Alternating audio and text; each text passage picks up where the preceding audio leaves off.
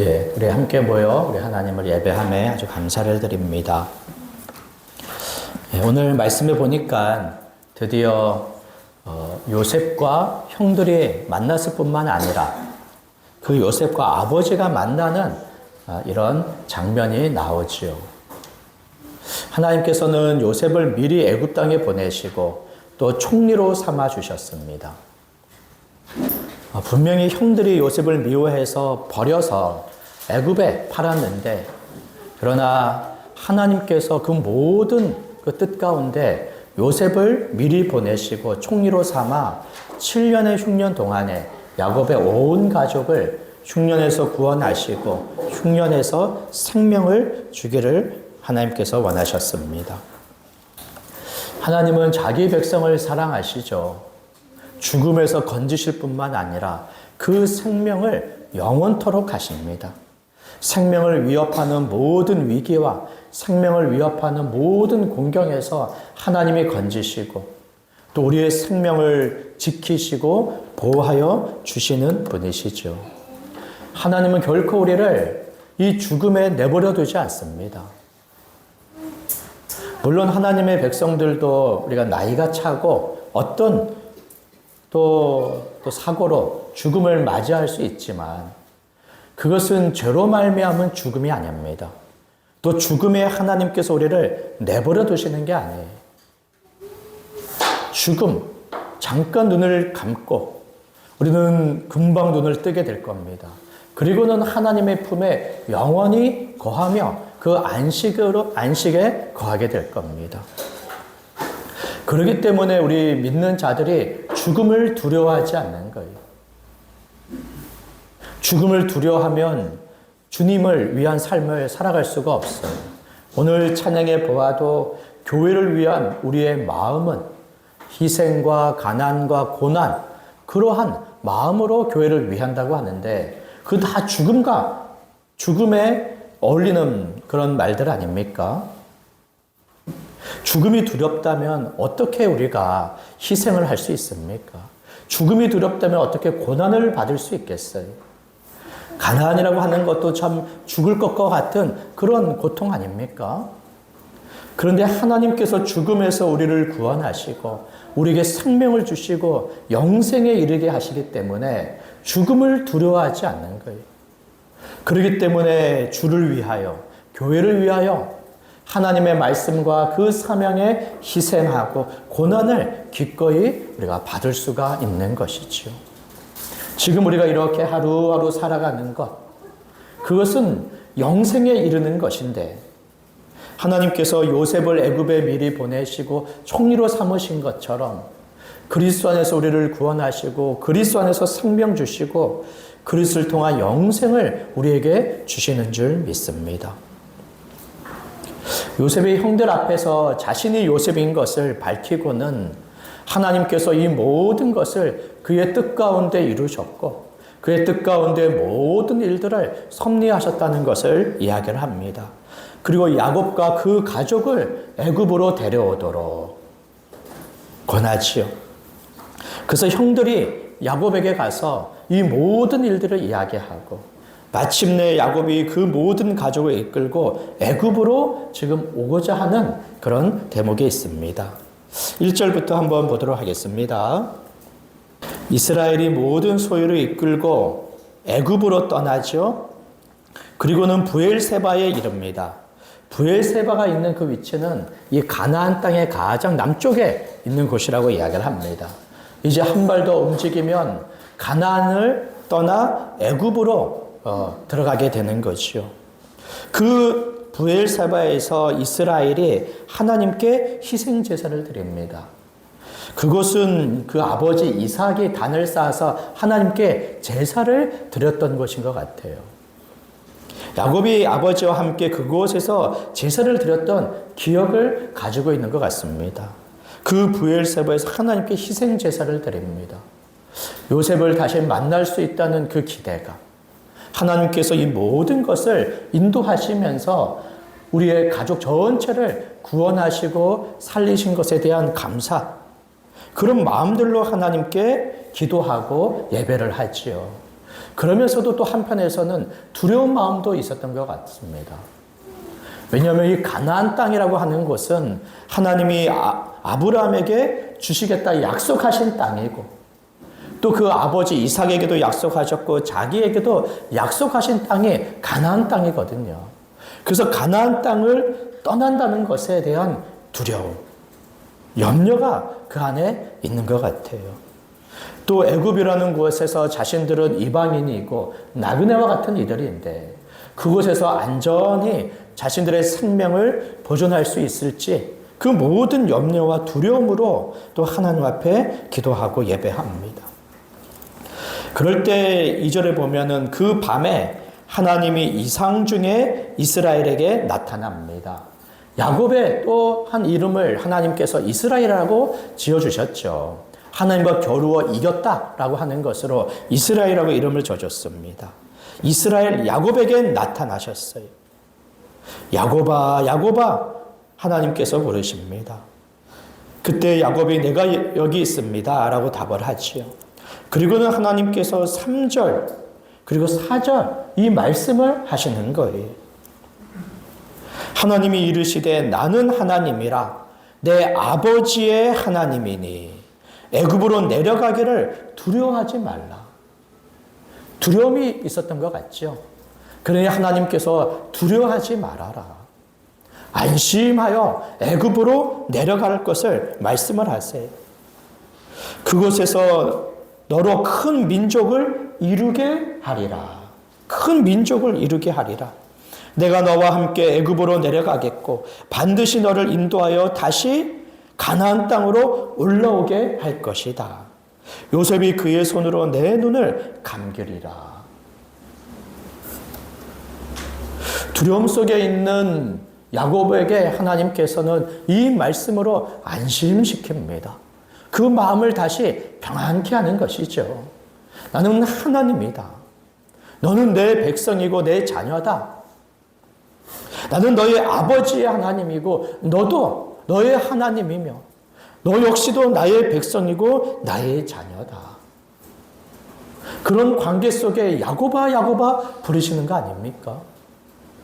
하나님께서도 오늘날 우리를 하나님의 백성, 하나님의 자녀로 삼아 주십니다. 그리스도 안에서 예수 그리스도를 통하여 그리고 날마다 우리의 이름을 부르시죠. 물론 그것이 우리의 귀에 들리진 않아요.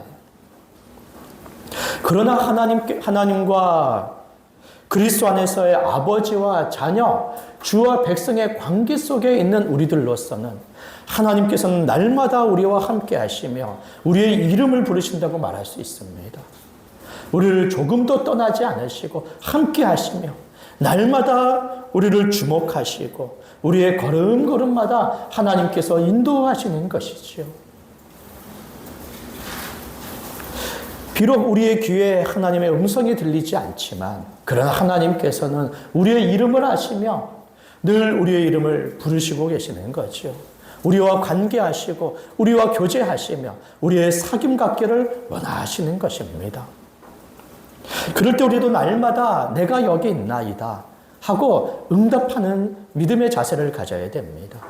하나님이 우리를 사랑하듯이 우리도 하나님을 사랑하고 하나님이 우리와 함께 하듯이 우리도 하나님과 함께 하기를 원하고 하나님이 우리를 기뻐하고 즐거워하듯이 우리도 하나님을 기뻐하고 즐거워하는 이 사귐, 교제를 우리가 날마다 가져야 될 것입니다. 그러면서 하나님께서는 뭐라고 말씀하십니까? 내가 애굽으로 너희들을 인도하여 그곳에서 큰 민족을 이루겠다. 이것을 보면 하나님의 지금의 그 뜻은 7년의 흉년 동안에 애굽으로 인도하여 단지 먹고 살아가는 그래서 생명을 유지하는 것에만 머무르는 하나님의 뜻이 아니죠. 하나님의 뜻은 그 너머 일찍이 아브라함에게 약속하신 대로 큰 민족을 이루겠다 하시는 것입니다. 이삭에게도 약속하시고 야곱에도 약속하셨던 그 일들을 이제 애굽으로 인도하셔서 그 땅에서 본격적으로 이루겠다고 말씀하시는 거예요. 하나님은 아브라함에게 주셨던 약속 이 뜻을 한순간도 포기하지 않으세요. 그것을 날마다 기억하십니다. 그리고 하나님의 때에 하나님의 그런 그 주관 속에 그 뜻을 반드시 이루시는 것이지요. 애굽에서 그 뜻을 이루시는 것입니다. 왜 애굽인가라고 생각해 보면 지금 상황 속에서는 기근과 흉년으로 인하여 먹을 것조차 구할 수 없는 그런 상황이고 그때 아닙니까? 그러나 애굽은 7년 풍년 동안에 요셉을 통하여 많은 곡식을 저장하여 흉년을 얼마든지 이기고 남을 만큼의 그런 양식이 있습니다. 하나님께서는 야곱 가족 전체를 애굽으로 인도하셔서 그 풍족한 땅에서 저들의 민족을 크게 이루고자 하시는 것이죠.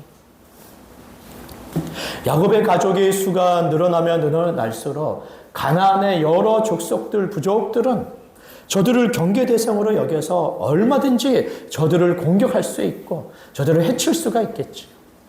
그러나 야곱이 총리로 있는 애굽 땅에서 하나님께서는 야곱 가족 전체를 이끌어서 그의 보호 속에 또 돌봄 속에 안전하게 큰 민족을 이루시는 것 같아요. 하나님께서는 애굽 땅에서 큰 민족을 이루시고 약속하셨던 가나안 땅으로 다시금 저들을 불러들이시겠다는 겁니다. 이 모든 일에 하나님이 함께 하시겠다는 것이죠. 그 말씀에 야곱이 용기를 얻었겠죠. 그 말씀에 야곱이 담대함을 얻었을 것입니다. 그리고 야곱은 그의 모든 가족들을 다 데리고 모든 소유를 다 가지고 마침내 애굽 땅으로 내려갑니다. 그곳에 누가 기다리고 있습니까? 요셉이 기다리고 있죠. 그런데 이 성경의 기자는 당장의 요셉과의 만남을 기록하지 않습니다. 8절부터 27절 많은 절의 할애에서 야곱의 그 가족들의 이름을 한 명 한 명 그 이름을 다 기록을 해요. 그리고 애굽으로 내려간 야곱 가족의 그 명수를 아주 분명하게 기록해 주고 있습니다. 애굽으로 내려간 이스라엘 가족들의 이름을 한번 보십시오. 8절부터 15절까지 야곱이 레아에게서 난 그 자녀들을 먼저 기록을 합니다. 라헬을 아내로 얻기를 원했지만 라반의 속임으로 누구를 먼저 아내로 삼게 됩니까? 레아였죠, 레아. 8절부터 14절. 야곱이 레아를 통해서 얻은 그 아들들 누굽니까? 첫 번째 9절 보십시오. 루벤. 그리고 10절에 시므온, 11절에 레위, 12절에 유다, 13절에 이사갈, 14절 수불론이죠. 레아를 통해서 6명의 아들을 낳습니다. 그리고 그들이 가나안 땅에서 결혼하여 또 아들들을 낳죠. 레아를 통해서 얻은 그 아들들, 또 손주들, 또 레아로부터 얻은 그 딸 디나를 합하여 모두 몇 명이라고 합니까? 33명. 6명의 아들을 얻고 그 손주들을 얻고 33명이 야곱과 함께 합니다. 그리고 또 15절부터 18절을 한번 보세요. 레아의 여종까지도 라반이 주죠. 실바죠, 실바. 실바를 통해서 얻은 아들들은 누굽니까?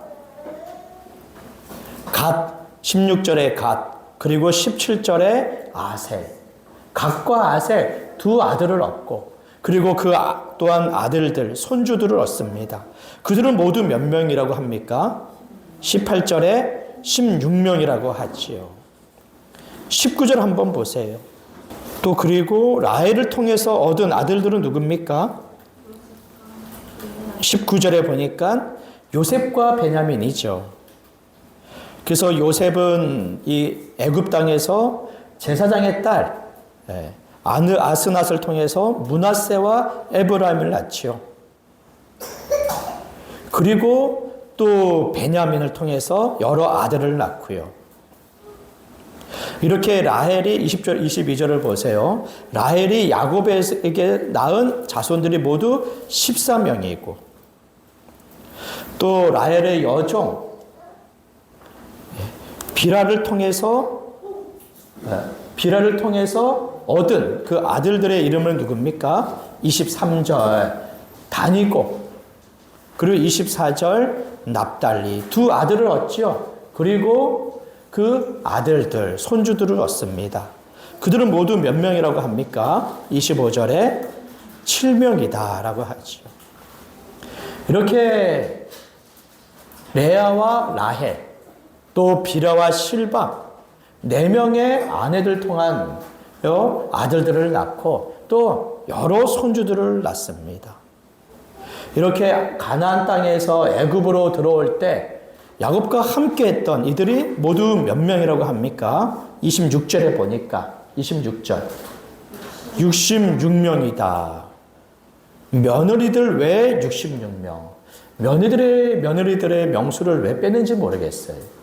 어쨌든 야곱의 몸에서 난 아들들과 또 그 아들들, 손주들까지 그 명수가 66명이라고 이야기를 하죠. 66명.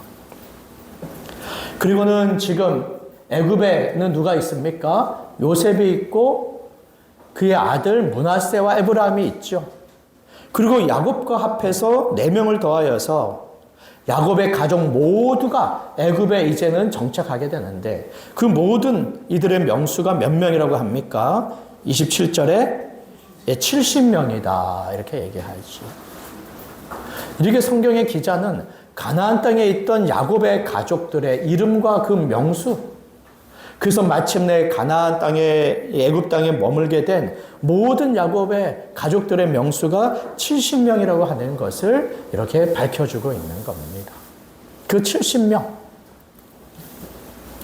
하나님께서는 아브라함에게 약속하신 대로 이제 그 70명을 통하여서 큰 민족을 이루려고 하십니다.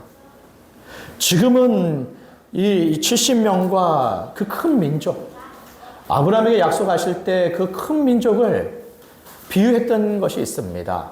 바로 하늘의 별과 같이 많게 할 것이고 바다의 모래와 같이 많게 하실 것이다라고 하나님께서 말씀하셨죠. 그만큼 많은 민족, 큰 민족을 이루겠다고 하셨어요.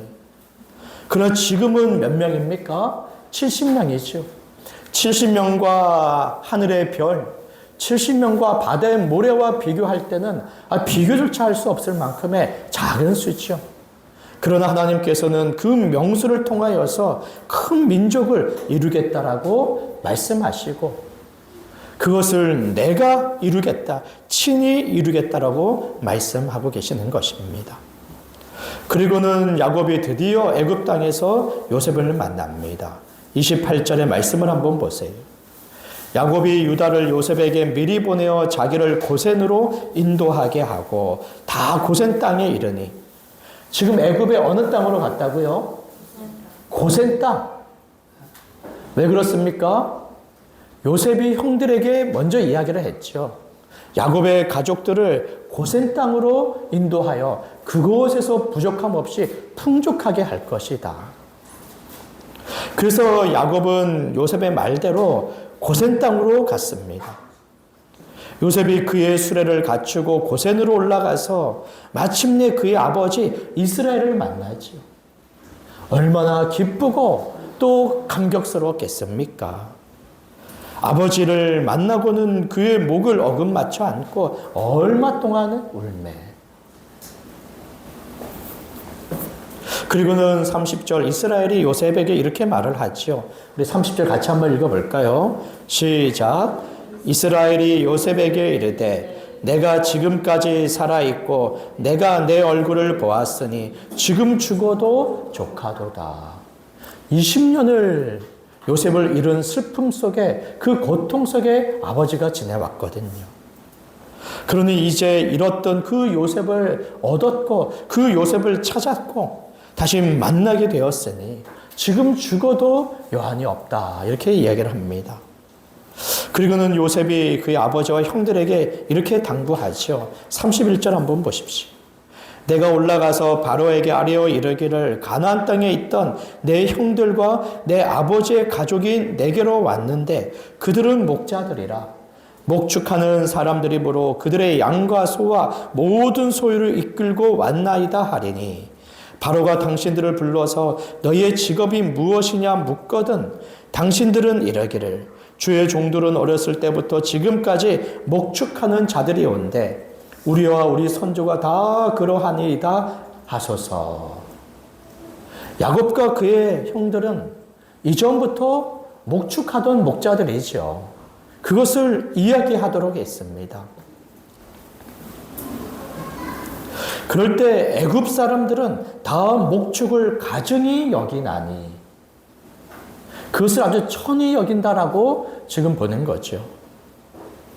그럴 때 애굽 사람이 없는, 애굽 사람이 드문 고센 땅 그곳에 거할 수 있고 그리고 애굽 사람들로부터 안전하고 또 보호받아 고센 땅에서 지낼 수 있을 것이다 라고 말하도록 하고 있습니다. 이렇게 하나님의 그 선하신 뜻 가운데 요셉을 애굽에 미리 보냈었고 그리고는 야곱의 가족까지 애굽 땅으로 인도하시면서 하나님께서는 그들의 생명을 지키시고 흉년 속에서 그들의 생명을 보존하시며 그리고 애굽 땅에서 이스라엘 그 민족, 큰 민족을 이루실 그 일들을 본격적으로 시작하시는 것을 보게 되어집니다. 오늘 이 말씀을 통하여서 하나님의 그 뜻은 흉년에서 저들의 생명을 건지시고 지켜주시는 것뿐만 아니라 큰 민족을 이루고자 하시는 하나님의 그 큰 뜻, 그 궁극적인 목적이 있음을 우리가 보게 되지요. 야곱의 가족을 통하여 큰 민족을 이루는 그것이 오늘날 우리들과 어떤 상관이 있고 하나님께서 오늘날 그 일들을 어떻게 이루어 가시는지를 함께 우리 보도록 하겠습니다. 오늘 이 말씀을 통하여 첫 번째 우리가 생각할 것은 하나님께서는 여전히 이 땅에서 하나님의 많은 백성을 이루기를 원하신다라는 것입니다. 애굽 땅에서 이스라엘의 민족을, 큰 민족을 이루기를 원하시는 것처럼 하나님께서는 세상 속에서 여전히 많은 하나님 나라의 백성을 이루기를 원하시죠. 다시 3절의 말씀을 한번 보십시오. 하나님께서 야곱에게 말씀하신 것은 뭐였습니까? 두려워하지 말고 애굽으로 가라. 애굽에서 큰 민족을 이루겠다. 그것은 아브라함에게 약속하셨던 겁니다. 큰 민족을 이루겠다. 그 이유는 뭡니까? 하나님께서 자기의 백성을 이루시고 저들에게 복을 주기를 원하셨습니다. 창세기 12장 1절부터 3절에 그 말씀이 나오죠.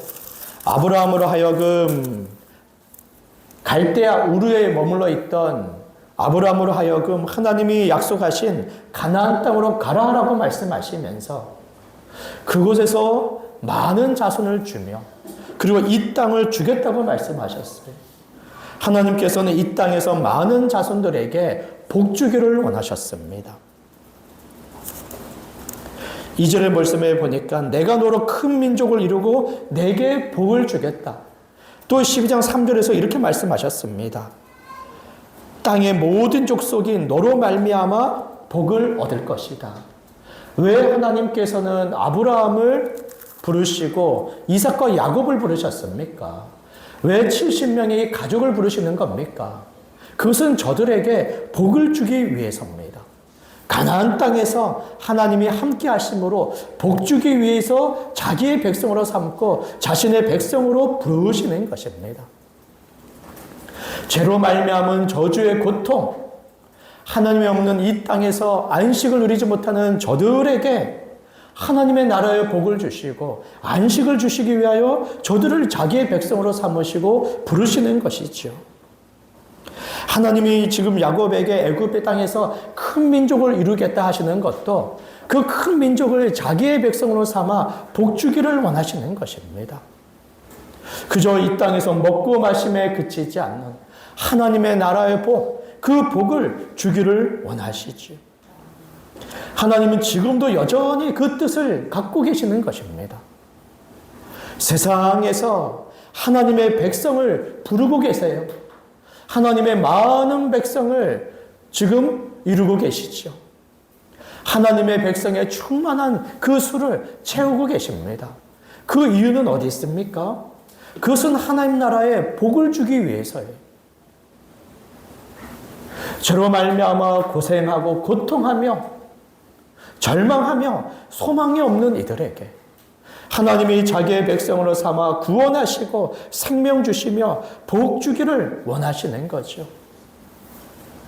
이 뜻은 우리를 위한 것입니다. 이 뜻은 우리에게 복 주시기 위한 뜻인 것이죠.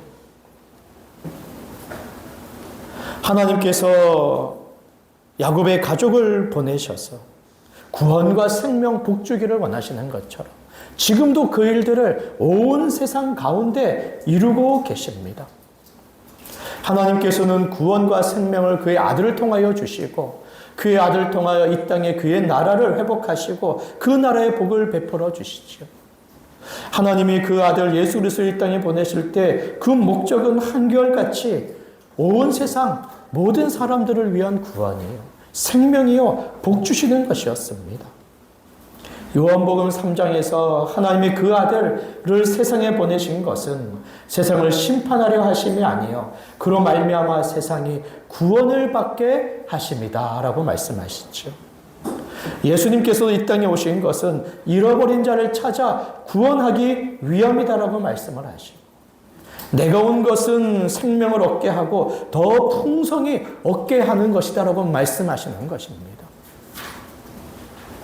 하나님의 크신 사랑과 은혜 가운데 여전히 이 세상에 하나님의 백성을 부르시고 그 백성을 모으시며 그 수를 채우시며 구원을 베푸시고 생명을 주시고 복을 주시는 것이죠. 지금도 하나님께서는 이것에 마음을 두고 이 뜻을 따라 일하고 계시는 것입니다. 하나님은 모든 사람이 구원받기를 원하신다고 말씀하시죠. 하나님이 약속하신 바에 따라 아직 종말의 끝이 오지 않은 것은 그리스도의 재림이 더딘 것은 아무도 멸망하지 않고 다 회개함으로 구원과 생명 얻기를 원하시는 그 하나님의 긍휼히 여기시는 마음으로 인하여 그 시간이 더딘 것이지요. 애굽 땅에서 큰 민족을 이루기를 원하시는 것처럼 하나님께서는 지금도 온 세상에 하나님의 구원받는 많은 백성을 원하시는 것입니다. 그럴 때 하나님께서는 애굽 땅에서 큰 민족을 지금 야곱의 가족 70명을 통하여 이루시죠. 그러기에 여기 8절부터 27절 많은 절수에 걸쳐서 한 사람 한 사람 야곱의 이름, 그 11명의 아들의 이름, 그리고 그 아들들의 이름을 다 기록해두고 있는 것입니다. 그들이 큰 민족의 조상이 되는 거죠. 요셉의 두 아들 므낫세와 에브라임, 그들을 포함한 야곱의 12아들은 큰 민족을 이루는 그 지파들이 되는 거죠. 저들을 통하여 큰 민족을 이루듯이 하나님께서는 오늘날에도 70명과 같은 이들을 통하여 큰 민족을 이루듯이 하나님께서는 한 사람 예수 그리스도를 통하여 많은 하나님의 백성들을 이루고 계십니다. 한 사람.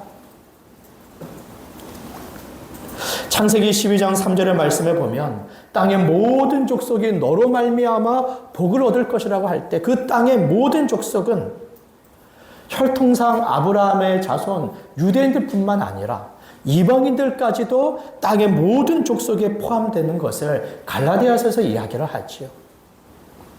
땅의 모든 족속이 복을 받는다는 약속은 이방인들을 포함한 약속입니다. 하나님의 구원은 혈통을 가리지 않습니다. 하나님의 구원은 신분과 성별을 가리지 않지요. 유대인과 이방인, 남자와 여자, 자유인과 종, 그 모든 사람들을 다 구원하여 자기의 백성으로 삼으시고 복을 베풀어 주세요. 그럴 때 너로 말미암아 복을 받게 하겠다라고 말씀하시죠. 여기 너는 누굽니까? 당장에는 아브라함 같이 보이죠. 그에게 지금 주시는 말씀이니까 너로 말미암아 땅의 모든 족속이 복을 받겠다 하시죠. 근데 아브라함은 175세에 죽거든요. 그리고 그 모든 민족은 아직 채워지지도 않았어요. 이루어지지도 않았습니다. 아브라함이 무슨 힘이 있길래 그를 통하여 모든 민족이 복을 받습니까?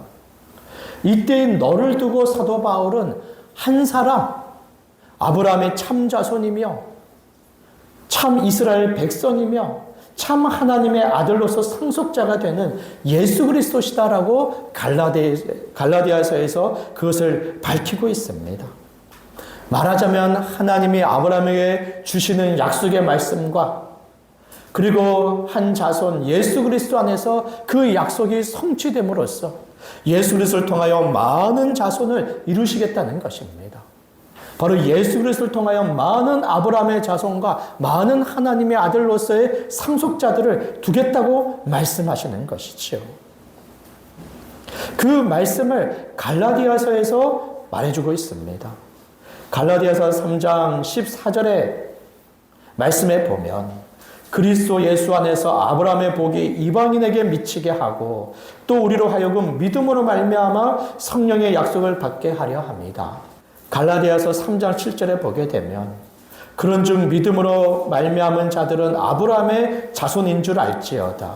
너희가 다 믿음으로 말미암아 그리스도 예수 안에서 하나님의 아들이 되었으니 믿음으로 말미암은 자들은 믿음이 있는 아브라함과 함께 복을 받으리라.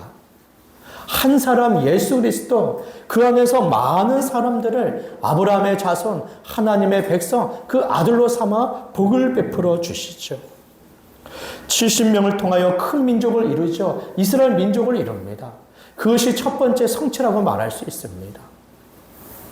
그러나 이스라엘의 나라의 그 민족들은 하나님 나라의 참 백성들의 모형으로 얘기를 하죠. 그리고 참 실체는 그리스도 안에서 이룰 하나님의 백성들임을 말해줍니다. 한 사람 예수 그리스도 그를 통하여 큰 민족 하나님의 나라의 많은 백성을 이루고 있습니다. 그들이 바로 하나님 나라의 백성이 된 교회들이라고 말할 수가 있습니다. 어떻게 그리스도 안에서 교회 하나님 나라의 백성이 됩니까? 말씀해 보니까 예수 그리스도를 믿는 자들, 삭개와 같이 하나님 앞에 회개하는 자들, 회개하고 예수 그리스도를 믿는 그들이 그리스도와 합하여서 그 안에서 누구든지 아브라함의 자손이요 하나님의 아들 백성이 됨을 성경에서 말씀해 주고 있습니다. 갈라디아서 3장 28, 29절에 보면 너희는 유대인이나 헬라인이나 종이나 자유인이나 남자나 여자나 다 그리스도 예수 안에서 하나이니라. 너희가 그리스도의 것이면 곧 아브라함의 자손이요 약속대로 유업을 이을 자니라. 70명을 통하여 이스라엘 민족, 큰 민족을 이루신 것처럼 오늘날 하나님께서는 한 사람, 참 자손이요 백성이 된 그리스도 안에서 많은 하나님의 백성들을 이루고 계시는 거예요. 온 세상에 많은 교회들이 그 증거가 되는 것이죠. 하나님은 그 일들을 지금도 이루고 계시는 것입니다. 그러고 보면 세상은 여전한 하나님의 구원의 현장이라고 말할 수 있는 겁니다. 이 세상 가운데 여전히 하나님의 백성, 그 수를 이루고 채우고 계시는 거예요. 그럴 때 우리가 한 말씀을 더 보도록 하겠습니다. 요셉은 야곱의 가족을 애굽으로 인도하여 어느 땅에 머물도록 합니까? 고센 땅에 머물게 하지요. 저들은 전부터 목자들로서 목축을 하는 이들입니다. 고센 땅이 목축을 하기에 아주 좋은 땅인 것 같아요. 그러면서도 애굽 사람들은 히브리 사람과 상종하지 않고 또 목축을 하는 그것을 천하게 가증히 여김으로 그들의 가족은 고센 땅에서 안전하게 보호받으며 큰 민족으로 그들은 이룰 수 있었을 겁니다. 바로 하나님의 백성들, 그 큰 민족을 고센 땅에서 구별하여 저들을 이루시는 것처럼 하나님께서는 그리스도 안에서의 많은 하나님의 백성들을 교회로 삼아 이 교회를 통하여 하나님의 백성들의 신앙을 지키고 하나님의 백성들의 정체성을 견고하게 지켜나가시는 분이십니다. 세상에서 하나님의 백성들을 삼으시고 그리스도 안에서 하나님의 백성을 삼으실 뿐만 아니라 교회 안에서 하나님의 백성들을 두어 저들을 지키고 보호하여 주십니다. 신앙을 지키죠. 또 저들의 정체성을 교회를 통하여 온전하게 지켜가시는 하나님이세요. 이후에 나오겠지만 이스라엘 민족이 고센 땅에서 얼마의 수로 이루게 됩니까? 애굽에 나올 때 장정만 60만이라고 이야기를 하죠. 그 여자들과 그 자녀들을 다 포함한다면 200만 이상이라고 이야기를 합니다. 애굽이라는 그 나라 그리고 고센 땅에서 저들이 수백만이 되도록 하나님이 저들을 지키시고 보호하여 주신 것처럼 오늘날 하나님의 백성들을 교회에 두시고 교회를 통하여 하나님은 보호하여 주시고 지켜주시는 것이죠. 교회는 무엇입니까? 교회는 예수 그리스도의 몸으로서 예수 그리스도가 교회의 머리가 되십니다. 교회를 친히 그의 몸으로 삼아 예수 그리스도가 다스리시며 그의 구원과 생명을 베푸시고 그의 충만함을 복으로 베풀어 주시죠.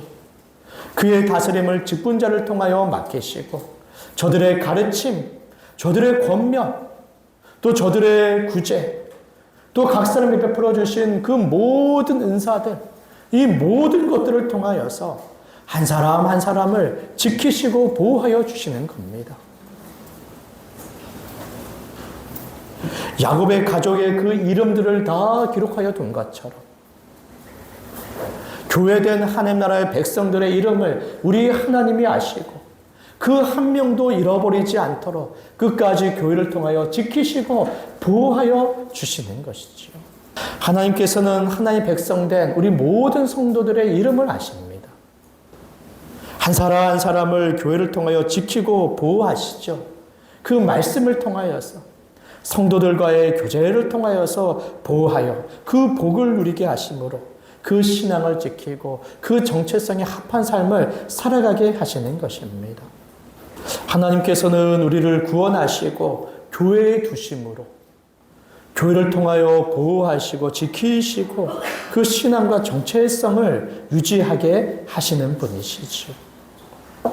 하나님께서는 야곱의 가족에게 다시 하나님의 약속에 따라 큰 민족을 이루시겠다 하신 것처럼 그 약속을 여전히 유효하십니다. 여전히 세상에서 그리스도를 통하여 하나님의 백성을 이루시고 교회를 통하여 보호하여 주시는 것이죠. 그것이 하나님의 뜻이고 하나님의 마음이고 하나님의 열심이 있고 지금도 이것을 위하여 일하신다면 하나님의 백성된 우리들, 그리스도의 제자된 우리들, 하나님의 자녀된 우리들도 하나님의 뜻을 같이 하고 함께 그 마음을 가져야 할 줄로 믿습니다. 그리고 세상을 지금도 일하시는 하나님의 구원의 현장으로 보면서 우리는 세상의 구원을 이를 위하여서 복음을 전하는 전도의 현장, 선교의 현장으로 이 세상을 생각해야 될 겁니다. 저마다 가진 일들을 하면서도 또 자신의 일상의 삶을 살아가면서도 이 세상을 전도와 선교의 현장으로 보고는 하나님께서 세상의 모든 사람을 구원하기를 원하시고 지금 저 사람을 구원하기를 원하시고 지금 저 사람에게도 복음이 전해지기를 원하심을 우리가 알아야 될 겁니다. 여기에 마음과 여기에 뜻을 둘 때 비로소 손발이 움직이게 될 거예요. 마음이 없는데 우리가 발걸음을 합니까? 마음이 없는데, 뜻이 없는데 손발을 움직일 수 있습니까? 하나님의 뜻과 마음이 있는 이 일에 우리들도 같은 마음과 같은 뜻을 가져야 할 겁니다. 하나님의 부르심, 그 복음의 부르심, 교회의 전도를 통하여 우리가 구원을 얻은 것처럼 우리들도 여기에 마음과 뜻을 두어 이 세상에 복음을 전하여 하나님의 부르심을 받는 자들이 되도록 우리가 돕는 자들이 되어야 할 것입니다. 지금도 모으시기 위하여 일하시는 그 하나님과 함께 하시기를 바랍니다. 그리고 한 가지는 이 교회를 통하여 하나님의 백성들을 보호하여 주시지요. 하나님의 백성들을 지켜주시는 거예요. 우리 자녀들은 집 안에서 안전하고 부모를 통하여 돌봄을 받는 것처럼 우리 모든 백성들은 교회가 하나님의 집이요, 하나님의 안식처요, 또 피난처요, 보호처가 됨으로써 교회를 통하여 보호를 받고 돌봄을 받는 것입니다. 올 한 해도 여전히 우리는 교회 안에 힘써 머무시기를 바랍니다. 교회 안에 달려오기를 힘쓰고 교회 안에 머물러 있기를 힘쓰고 교회 모임을 갖기를 애를 쓰고 함께 관계하고 함께 교제하기를 힘쓰면서 교회를 통하여 우리의 신앙을 지키고 하나님의 백성의 정체성을 알고 그 은혜를 누리며 힘써 하나님 백성의 삶을 사시는 우리 모든 성도님들이 되시기를 바랍니다. 우리 함께 기도하도록 하겠습니다.